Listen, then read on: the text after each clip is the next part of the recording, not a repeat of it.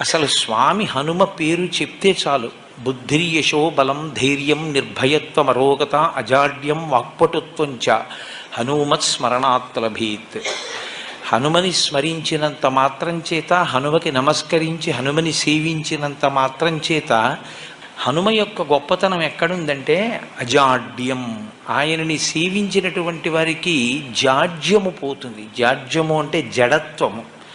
జడత్వము అన్న మాటకు అర్థం ఏమిటంటే స్పందన శక్తిని కోల్పోవడం.